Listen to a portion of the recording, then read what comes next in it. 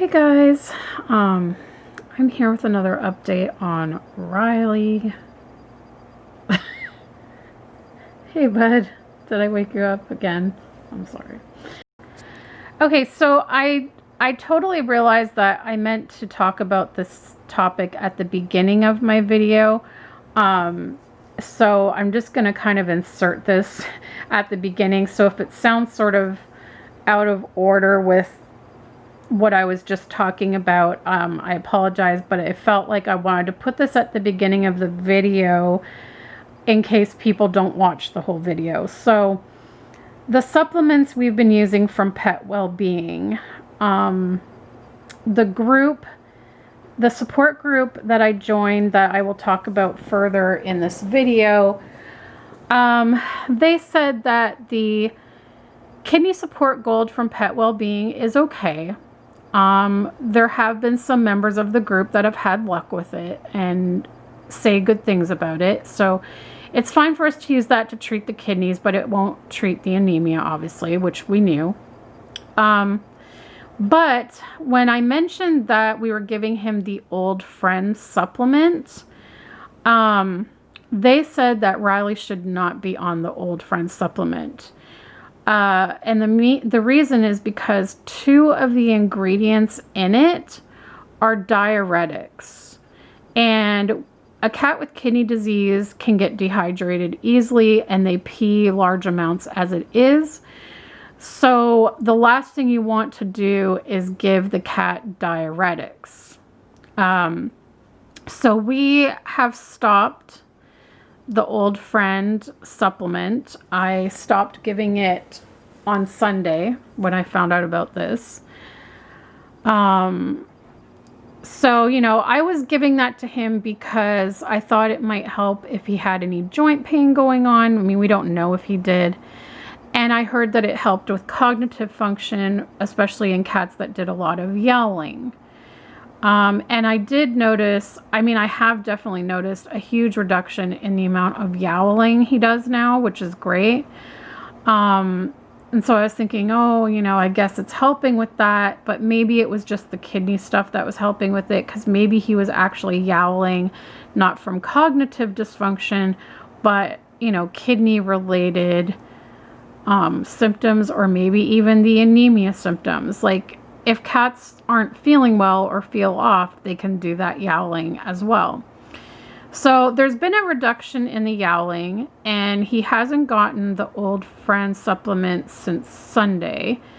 And I still haven't noticed him yowling as much. So I'm hoping that, I mean, he did yowl twice last night and again this morning, which was a little more than usual. But he still isn't doing it as much as he was before. So I'm hoping, you know, I just thought we'll stop the Old Friend and see if it comes back.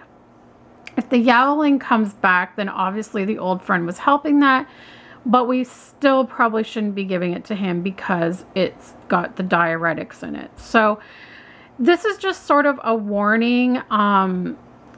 Don't, like, if your cat has kidney disease, do not give them Old Friend. I know that there's reviews on the Pet Wellbeing website where people said that they gave their cat the Kidney Support Gold and the Old Friend together and had amazing results.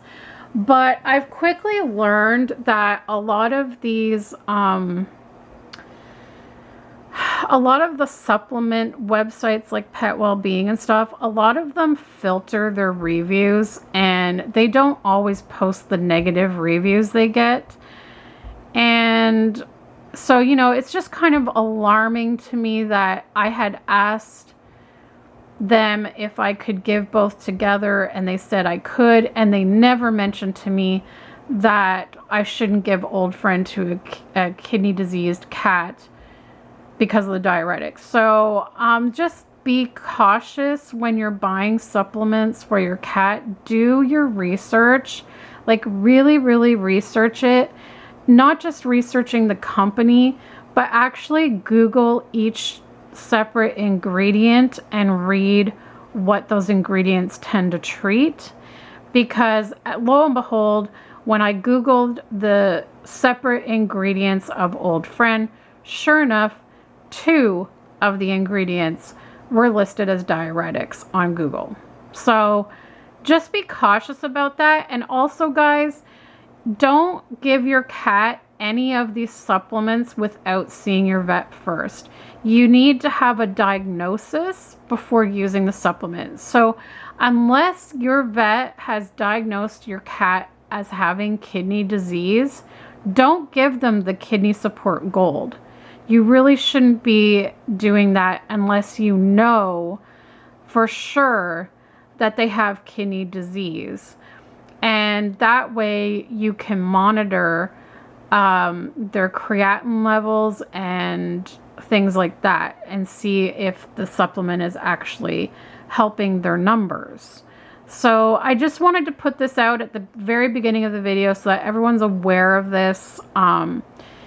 The Old Friend is fine if your cat is otherwise healthy. It's just a really nice supplement to give senior cats as sort of like a maintenance for senior cats to kind of help their overall well-being, but definitely not if they have kidney disease.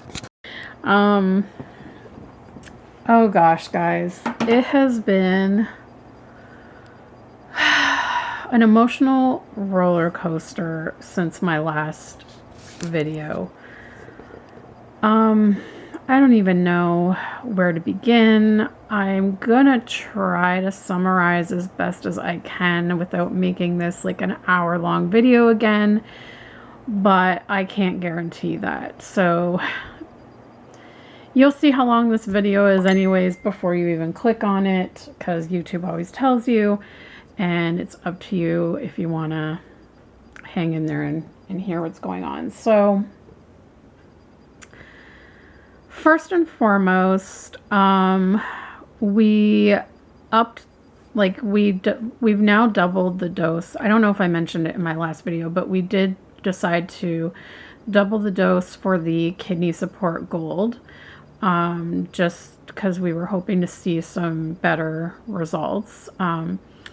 As I said, like when we first started the supplement, within a couple of days of starting the supplement, we definitely noticed that he was sleeping less. Prior to starting it, he would sleep anywhere from 6 to 8 hours straight without getting up to eat, drink, or go to the bathroom. Within a few days of starting it, he was basically sleeping 1 to 2 hours max, maybe the odd time up to 3 hours, but overall it seemed to mostly be about 1 to 2 hours, and then he would get up and he would eat and drink, sometimes go to the bathroom, and he would be up for quite a while, meowing at us or coming to sit on our lap or just hang out with us on the couch, or just walk around. And he could be awake anywhere from, I don't know, maybe 1 hour to maybe 2 hours, and then he would go back to sleep. So I thought things were improving, and also like I was getting him to eat the wet food, which he seemed to be enjoying, and you know, he seemed to be eating more and drinking and all the good things. And then the second week came and he kind of was not eating as well with the wet food, or just in general not eating as well, and seemed to be, I mean, I don't think he started sleeping more. It was just more so his appetite, as well as we would just notice that sometimes he would just like lay down in random places. Just all of a sudden he would just like lay down beside his food bowl, or just lay down in the middle of the hallway, or lay down in front of the bathroom. And I mean, yeah, sure, like over the years since we've adopted him, sometimes he will do that, where you just see him in a random spot. But it's never been like an ongoing thing. Like he tends to stick to his spots. Like he has his favorite spots to chill out or sleep or whatever. It's usually on the back of the love seat, or in the corner of the love seat, or in the the corner of the couch here, or on our lap, or in his sleeping bag, or in his bed. So it kind of concerned me when I would just see him like flop down on his side and lay down near his food bowl. And sometimes I would notice that his breathing seemed a little rapid, which can be a symptom of anemia. His breathing wasn't always rapid though. Like right now, you can see he's kind of like, he tends to breathe deeply when he sleeps, but it's a pretty normal pace. I read that cats usually have anywhere from 20 to 40 something breaths per minute, and I have counted several times because I'm just worried, and they have always come up to be anywhere between 20 to 30 breaths per minute. So anytime I've looked at it, it is normal. But there's been times where I have seen his breathing look more rapid or kind of erratic. Like, I don't even know how to explain it, but it would be like he would be breathing rapidly, but then sometimes he would do like 2 to 3 quick short breaths in a row. So that was kind of concerning when it would, the odd time it would happen. So anyways, after 2 weeks of doing the kidney support gold, the vet from the company suggested upping the dose. So we did that, and he did seem to improve a little bit more in terms of appetite. Sleeping was pretty much the same. But then just over the past week, I noticed that he seemed to be kind of constipated. He would pee a lot, which cats with kidney disease will have huge like pees. And it's because, so that's how they can get dehydrated really easily, because they pee a lot, so then they drink more. And he was peeing large amounts. He wasn't pooping. Like, if he did poop, it was like the smallest amount. Like, it was one tiny little marble size. Sorry for being graphic at it, but just saying. And sometimes like he wouldn't go at all during the day. So I remembered that the hairball paste we got is also a laxative. So I started giving that to him daily, but the bottle does say to start by giving it daily for like about 3 or 4 days, and then go to 2 to 3 times a week. So I did call my vet and I asked about it, and she said that it's absolutely safe for me to give it to him daily, especially if he's constipated. Apparently it's common for cats with kidney disease to get constipated because they get dehydrated. So she said I am welcome to give it to him daily. He licks it right off my finger. He actually likes the taste of it, so it's fine. So with that, he has started pooping pretty much daily, but and some days it is sort of a normal amount, and other days it's still kind of small, so we're still struggling with that. I did also start to notice in the past few days that he started to lose his appetite again, and so he wasn't eating as much. Like, I would give him his wet food and he would just lick at it, and he might like get the odd piece in his mouth that he would nibble on and then spit out. So it would take him hours to finish a teaspoon of wet food, and sometimes even then he wouldn't finish it. He would just kind of lick at it and nibble at it and have little pieces here and there, but it wasn't the same as previous weeks, and he wasn't drinking as much either. So I was a little concerned, so I started to give him water through a syringe about 2 to 3 times a day, just to get more fluids in him and try to help with the constipation. So, of course, I started to do more research and I came across a website that I originally came across when he was first diagnosed with kidney disease, and I was reading about the Epitin injections that they were wanting to give him, and that's where I had read about the possibility of side effects and all that. But I didn't fully dive into the full website, and it is an incredible website, and I will link it in the description below so that if anyone out there has cats who, you know, are being diagnosed with kidney disease or have kidney disease,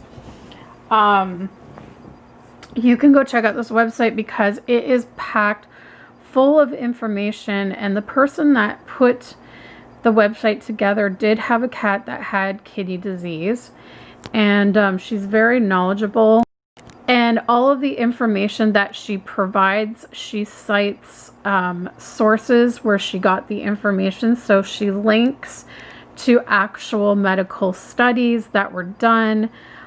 She links to medical journals by different veterinary practices that, you know, have, you know, so she backs up the information that she shares. And on there, I came across that she actually has a support group for people who have cats with kidney disease. So I decided to join it because I thought, what better way to learn by, you know, talking to other people who are dealing with this, and maybe they can offer other ideas. So I joined on, I don't know, I'm trying to think. I think I joined sometime last week. Maybe it was Thursday or Friday. Yeah, I think it was on Friday. And I joined and I wrote my little introduction giving, you know, Riley's history and everything that's been going on, and, you know, how we were choosing not to do these injections and sub-Q fluids because we didn't want to put him through the pain of it and all this stuff. And so we were trying to figure out other ways that we could go about treating this. And they have been incredibly amazing and helpful, and I have learned so much in 5 days. And I actually learned that most cats actually tolerate getting the sub-Q fluids and the injections very well, because you can buy smaller needles than what the vet provides, and most often you can buy them cheaper online. And so you can get these smaller needles that basically the cats don't even feel. Like, so many people on there said that their cats don't even flinch for these needles, and that it has made a world of difference for their cats' symptoms and for their quality of life. So I really started to reconsider where we were going treatment-wise. And now, one of the things that they did suggest, that they said they think every cat with kidney disease should be on in general, but even more so if they have anemia, is a vitamin B12 as well as a B complex. So they guided me with what they thought were the best brands, and you can buy them over the counter, and they are so cheap because, of course, you don't use the human doses. You make the doses smaller for cats. So, you know, like, for example, the B12, I bought a bottle of 90 tablets, and you only have to give half a tablet each day. So basically I got 6 months worth of B12 tablets for $8 at the local health supply store, or health food store, I guess it was. And I also was able to get the B complex at Shoppers Drug Mart for about the same price, I think. Maybe a little bit more. No, I think it was about the same, or maybe just a little bit more. It was actually on sale at the time. And with those, I have to basically, I'm going to have to open the capsules, divide them into 10 equal parts, and buy my own gel caps and fill those separate gel caps. So he would get one a day. So I've ordered the capsules. They haven't come yet. They were supposed to come today. Now they're supposed to come tomorrow. I hope they come so that I can get started on the B complex. But in the meantime, I started B12 on Monday evening. And at first I tried putting it in his food because they said it doesn't have a taste to it. So cats usually are fine eating it in their food. But again, he wasn't really eating, especially come Monday. Wasn't good. He was barely eating, and so he really wasn't getting it into his system. So I asked if I could just like pop the pill down, and they're like, yeah, you can just like pill hit, like just put it down in his mouth, and then like swish it down with some water, or you can dissolve it in water and then give it to him with a syringe. So I decided to try doing the syringe method. I basically dissolve it in a teaspoon of water, suck it up into a syringe, and he takes it no problem because to him it just tastes like I'm giving him water, which is what I've been doing anyway. So he takes it just fine, which is great. So we started that, but I wish I could have started the B complex at the same time, but we need the gel caps. I also learned that, as I said, like his anti-nausea medication tastes nasty. And if I don't get it down his throat just right, like I put butter on it and then I have to get it in his throat just right. But if I don't and it gets stuck on his tongue and the butter comes off, he tastes it, he spits it out, he starts foaming at the mouth, he starts drooling. It's awful. Well, I learned that you can put that medication in a gel cap and they won't taste it. So that's what we're going to try as well when we get the gel caps. I'm very excited about that. They said it makes things so much easier. And in fact, they said I could even put it in with the B complex, so that way I just have to give him one pill. Like, you know, a lot of it you can combine the medications into one capsule so that you just have to give them one and you're done. You don't have to give several pills. It sounds amazing. So I was glad to learn about that. So basically, they've just given me a wealth of information, and they said, you know, if his HCT level is under 20, then I would definitely seriously consider giving the injections, because if he doesn't get the injections, he will die of the anemia, and it could cause fluid around the heart and the lungs. And the kidney support gold is fine for the kidneys, but it doesn't help with the anemia. So they said, now if his HCT level is over 20, then basically they said you could still do the injections, or you could decide to just try doing the B12 and the B complex for a week or two and see, and then check his levels and see if they've gone up. Because apparently a lot of times if cats are sort of like over 20% on the HCT, a lot of times they do well just on the B vitamins, and they don't need the injections, which would save us money and time and all that stuff. So I called the vet, I talked to her about it, and we had basically decided to go ahead with the injections even though his level was 21%. We just felt that from the symptoms we were seeing, especially in the past few days with him not eating as well and drinking as well, and also like he huddles near the dehumidifier in a weird position that looks unnerving to me. So I think I was just more concerned with his symptoms and worrying that he was going downhill. And I thought, I think we should just do the injections because they work quicker. And, you know, we wanted to try and see some improvements faster. Also, the people in the group highly suggested the sub-Q fluids because they really help support the kidneys and they help to keep the cat from being dehydrated. So we did decide that we were going to go ahead with that as well.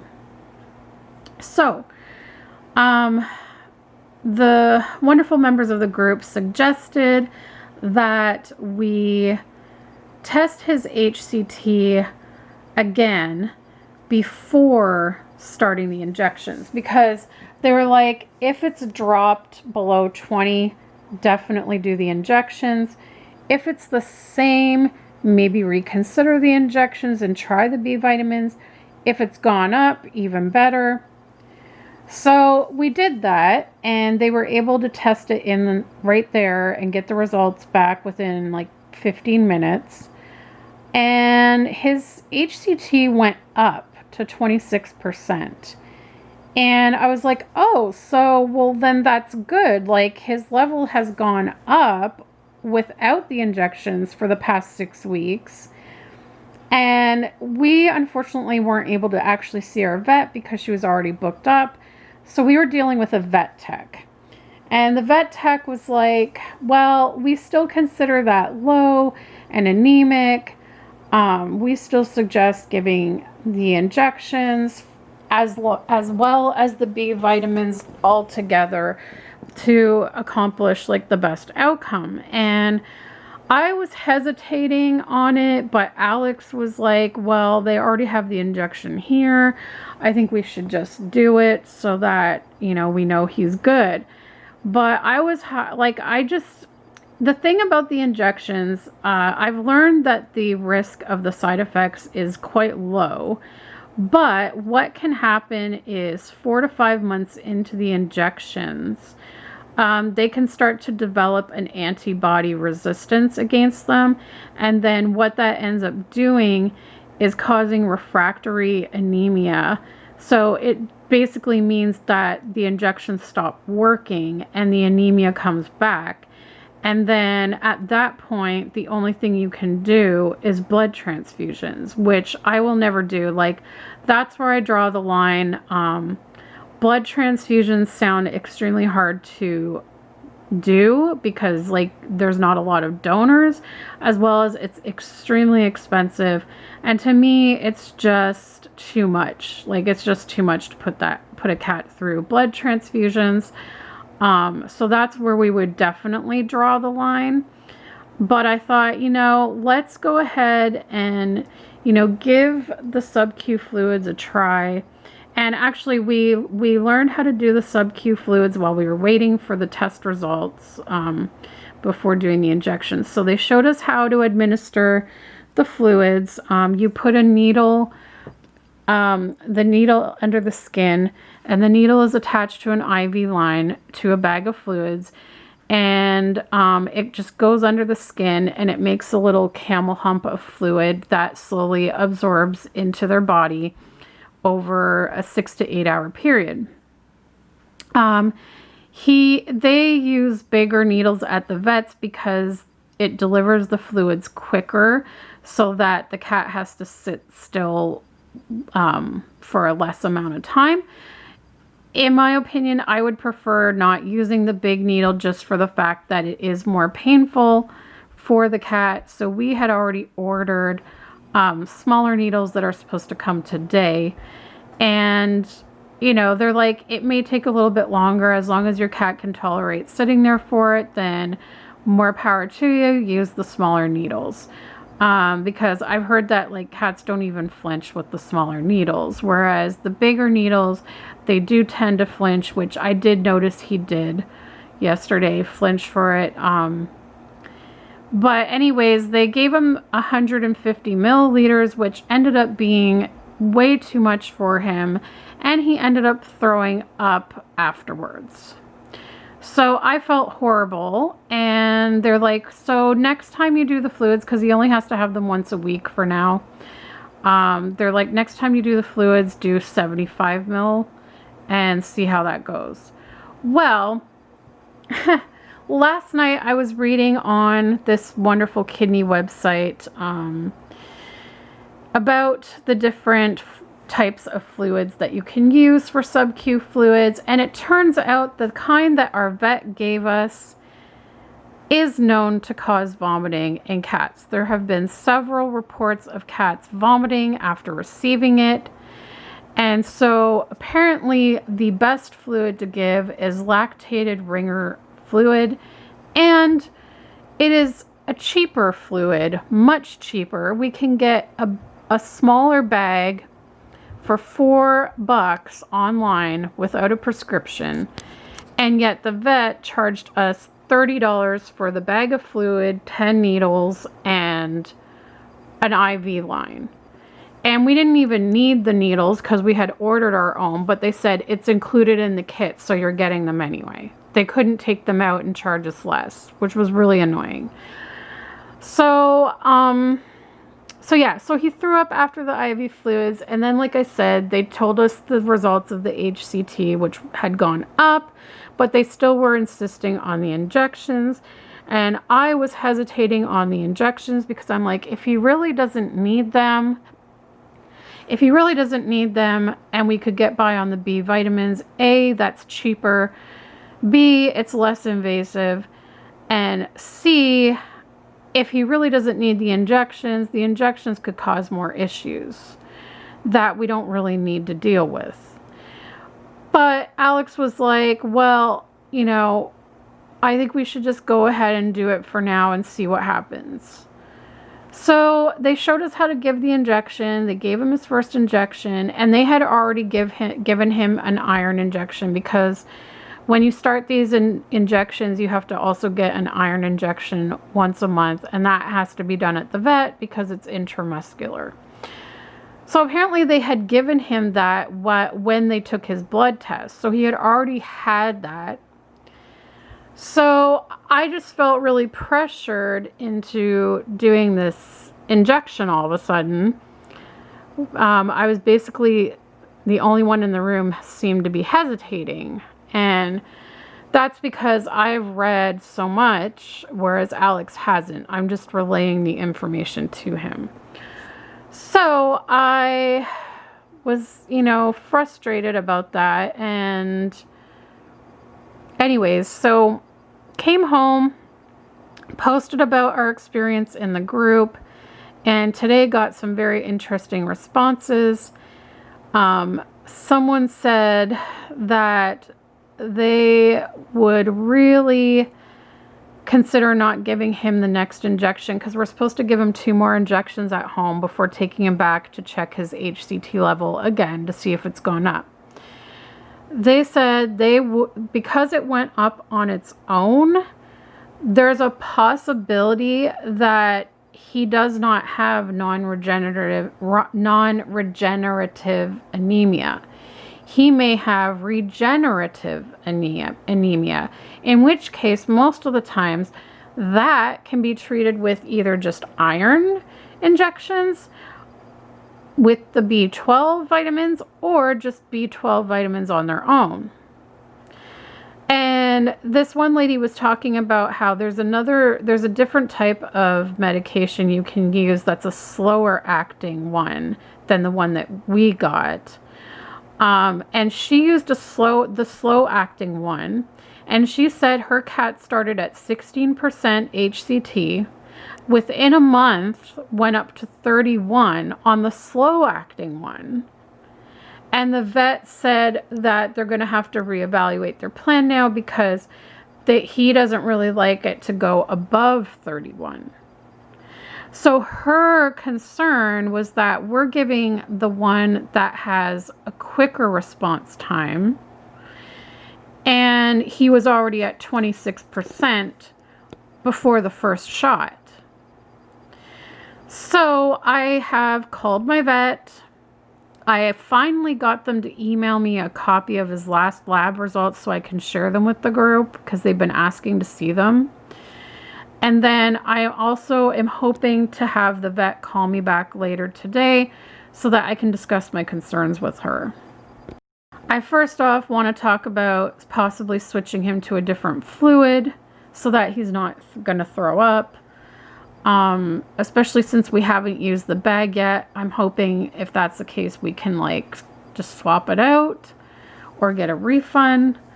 The only problem though is they've already put the tubing in the bag, so I don't know if they'd refund it then. Whereas I've seen videos online where other vets, you get the tubing and the bag separate and you have to put the tubing in the bag yourself. Our vet put it in for us, so that kind of already opens the bag. So maybe we wouldn't be able to return it, which would be, again, I just keep thinking that our vet is just a money grabbing vet, whereas there's other vets that definitely don't want to suggest treatments that aren't necessary, and they try to help you get the, you know, cheaper treatments and stuff. So, you know, it's just kind of like, it's kind of frustrating to figure out what's going on exactly and what we need to do. Because this lady that commented on my post today said she would be hesitant to give the next injection because if his HCT levels climb too fast and they get too high, then it can cause his blood flow to slow down. Like, it can basically cause other issues. So I really don't want to give the next injection until I consult the vet, because we didn't even get to see the vet yesterday. So I really hope she can call me today, because they said she's not in tomorrow. But yeah, I'm just really nervous about all of that. But on the flip side, I was reading more on their website, and I noticed something that I had missed the first time that I was reading the page about anemia. And one thing that it mentioned about testing the HCT level is it did mention that sometimes if a cat is dehydrated, their HCT level will go up. So it will be like a false increasement. So it very well could be that he was dehydrated yesterday when he was tested, and that's why it went up to 26. It may not actually be 26, because they said what will happen is if you get the higher result because the cat is dehydrated, then once the cat is properly hydrated, the level will fall back down again. So he could very well still be 20, 21. We don't know. Because now he's had fluids in him, and he's drinking. And actually, guys, since he had the fluids, he's been eating more and drinking more. He literally, as soon as we got home from the vet, even though he had just thrown up at the vet, first thing he did when he got home was he went to eat. And like when I say throw up, he never throws up food. He throws up this clear liquid, which apparently a lot of cats with kidney disease get acid reflux. And so when they throw up that clear fluid, it's like stomach acid. So we also learned from the group that we can have him on Pepcid AC, and the starting dose is every second day. And then if he still is having issues, we can go to every day. So because like it's generally suggested to give Serenia every day or every 48 hours, but it's such an expensive medication that we try to do it like every 3 to 4 days. And if we go any longer than that, he will do the throwing up bit. But we thought maybe to try and help in between those doses, the Pepcid AC might help. So again, with the Pepcid AC, I think, I don't know how much the box was. I think it was like $10 or something, and I forgot how many pills you get in it. But the thing is they're tablets. for a cat dose, you cut the tablet into 4. So it's gonna last us months as well. So very cheap treatment options that I'm very happy about. And those ones I was able to just like pop it down his throat and he swallowed it down with no problem. So that was great. So that's kind of where we are right now. We're trying to figure out, basically we're just trying to figure out, are the injections really needed? I do believe the fluids are needed at this point because his kidney levels are almost at the point where they would introduce fluids. Like usually it's 400 and higher is fluids. He's at 383. So I believe he does need the fluids, and it did seem to make a huge difference on his appetite. I gave him wet food this morning and he devoured almost the whole thing in one sitting, which he has never done. So his appetite already is so much better. He's drinking better. He's going pee better. So those are great. So the fluid for sure we're going to continue, but I'm going to be talking to the vet about changing it to the cheaper one that doesn't have that chance of making the cat sick afterwards, because we want it to be a pleasant experience. Like we've heard experiences, I've read of experiences where cats actually will come to their owner for the fluids because they start to associate that they feel better after getting them. And whereas I'm thinking, well, if Riley ends up throwing up after each session, he's not going to think highly of it and might give us a hard time, and it won't be a pleasant experience for him. So we want to get him the fluids. Now, with that said, again, the fluids that they tried him on are generally prescribed for cats who have liver problems or high calcium levels, which his liver level is fine. I looked at his tests. I remembered the vet saying his liver was good, but I looked at his test results. Sure enough, yes, they are good. I don't think she's ever tested his calcium levels, so I really don't know why she would choose this other one, except for the fact that it's more expensive is what I'm thinking. So if we can go with the cheaper one that we can just purchase online or even at our local pharmacy for like $4 to $7 per bag of fluids versus 30, then I think, you know, it's worth it, and especially if he won't throw up afterwards. So so there's that. So that's kind of where we're at right now. I guess, like I said, my concern is, are the injections really needed? Because if we don't need to give them, we will save a substantial amount of money, as well as there will be less risk of, you know, adverse reactions. I mean, obviously, if they are certainly needed, we will go ahead with them because I've heard, you know, wonderful things about the results from them on the group I'm in. But a lot of them, you know, they have a lot of experience with this and knowledge with everything, and you know, it was a little alarming when they said they just didn't like that they pushed these injections when his levels had gone up, and they didn't decide to investigate why they went up first before, you know, jumping into the injections. And I think, you know, I was just so worried with the bit of decline that I had seen in the few days that I felt like we had to go ahead with it, like it was urgent or whatever. But, you know, so again, we don't know though. Like the levels could have been high because he was dehydrated. We just don't know. So I just hope that the vet will, you know, really take a look at things and really, you know, just help to determine whether we continue with the next injection tomorrow or not. You know, it's concerning. You want the best. I want the best for Riley. I want him to feel better. I want him to have a better quality of life. He's so cute.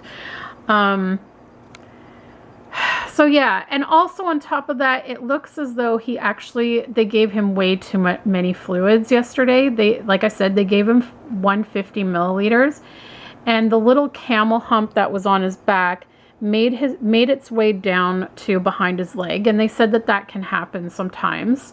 It can slide down, and he looked really funny. He just had like this big wobbly sack of like fluid just behind his front leg as he walked. It looked kind of funny.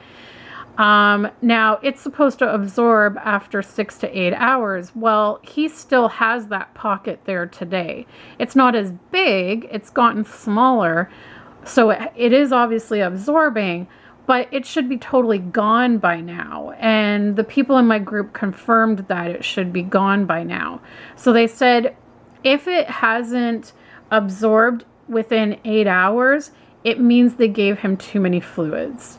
So that could be another reason why he threw up as well. It was just too much at once. So it's just really making me question the vet clinic we're going to.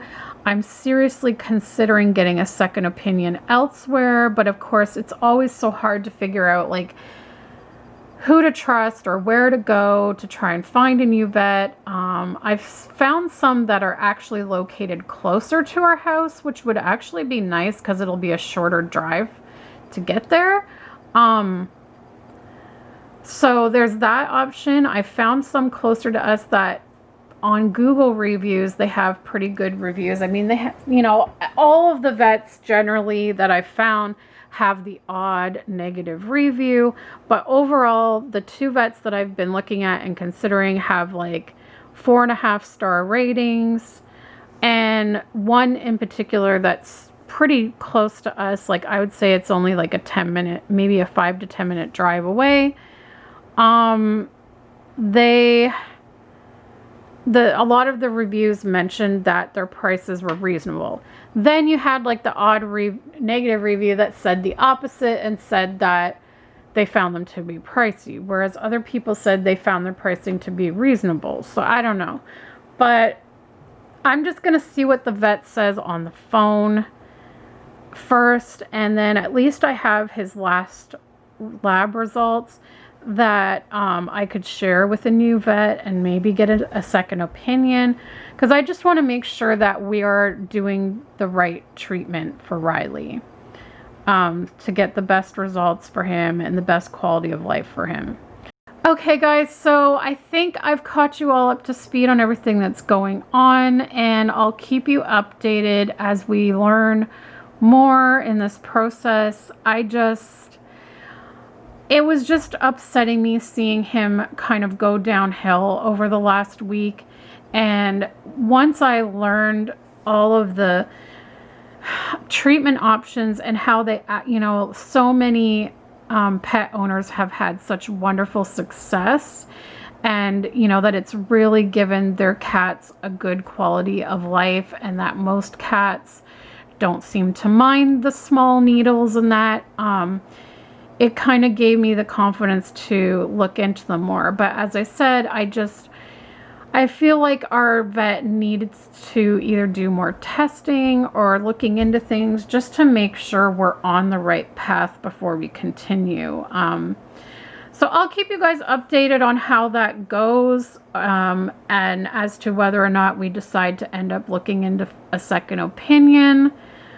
But Riley seems to be doing good today. He's been sitting on me a lot, sleeping near me a lot. He hasn't been like going into his bed as much. He's been eating better, drinking better, so I'm very happy about that. So definitely I think the fluids helped for sure. But it's more so this whole like treating the anemia part that I want to make sure we're getting right. So anyways guys, I apologize for another super long video. It's what happens when I wait days to give you guys updates. I really need to try to like give updates more frequently so we have shorter videos for you guys. But thank you so much for watching and for your prayers and your well wishes during this whole process. And we'll see you next time. Bye, guys.